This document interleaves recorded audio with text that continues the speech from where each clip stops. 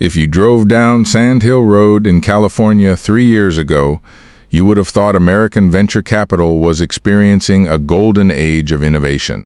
VCs were writing $100 million checks for dog-walking apps, robotic pizza trucks, and empty office spaces. They told us they were funding the future of American tech.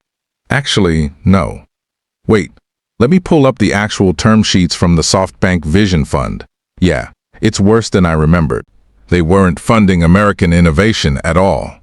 They were just laundering high-priced Saudi oil money.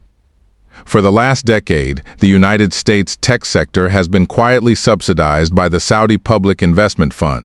The American VC elite took those foreign blank checks, inflated U.S. startup valuations to the moon, and pocketed their cozy 2% management fees regardless of whether those companies actually made a profit. But the music just stopped. Right now, Saudi Arabia is burning cash on its domestic mega-projects while oil revenues drop. As a result, the PIF is violently slashing its overseas investments from 30% down to under 18%. Riyadh is asking for its money back, and the true cost of this foreign reality check isn't being paid in the Middle East. It's being paid right now in Silicon Valley. If you're a 28-year-old software engineer who just watched your Series C funding vanish overnight, you didn't lose your job because of AI. You lost it because a kingdom 8,000 miles away decided to keep their desert lights on instead of bailing out your CEO. Who is more at fault for the tech bubble bursting? The Saudi funds who gave out the blank checks, or the American VCs who knowingly burned it on fake innovation to collect their fees? Tell me whose side you are on down below. We don't blame the Saudis for this liquidity crisis. If someone hands you a blank check, you take it.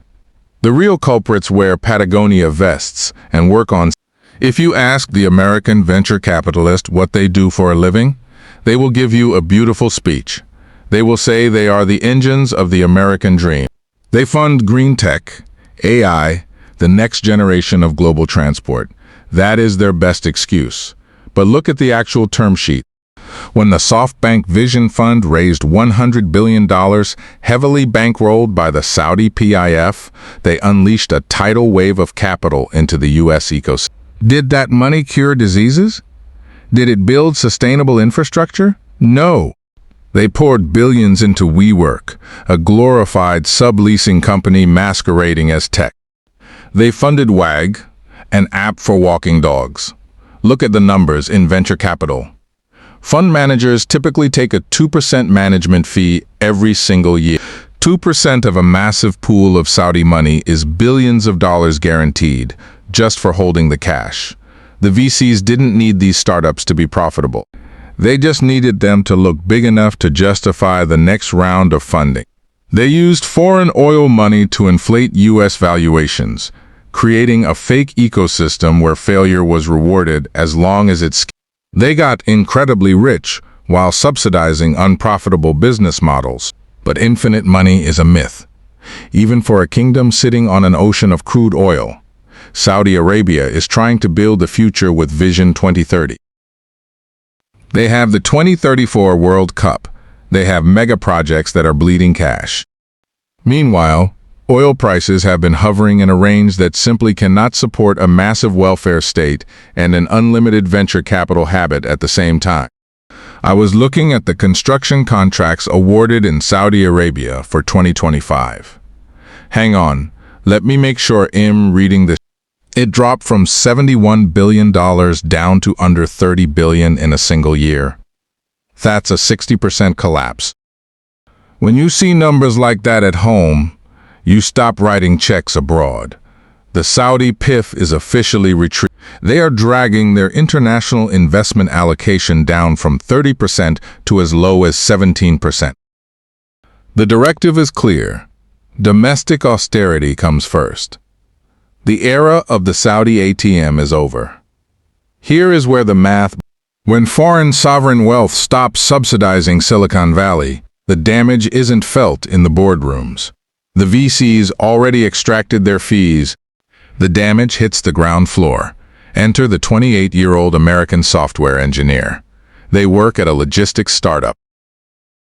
The company isn't profitable yet, But the CEO promised a massive Series C funding round was just around the corner. Then, one Tuesday morning, access to the company's Slack is cut off. You see, when a Series C round fails, scratch that.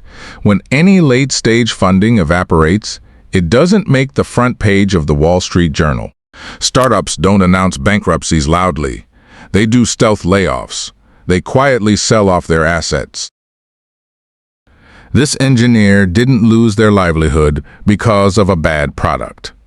They lost it because the entire ecosystem was a mirage reliant on cheap Middle Eastern.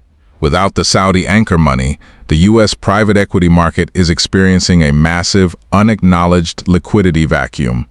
The runway is gone. We were sold a lie about American innovation over the last 10 years. We were told our tech sector was a pure meritocracy. It wasn't. It was a geopolitical wealth transfer disguised as disruption. The American VC elite didn't build a robust economy. They built a house of cards on top of a foreign oil barrel, collected the rent, and walked away just before the barrel ran dry. Now, the U.S. middle-class tech worker is left holding the bag for a decade of financial mismanagement. The tech bubble isn't popping because the code is bad. It's popping because the true investors finally asked to see the receipts. And this liquidity vacuum isn't going to stop at Silicon Valley.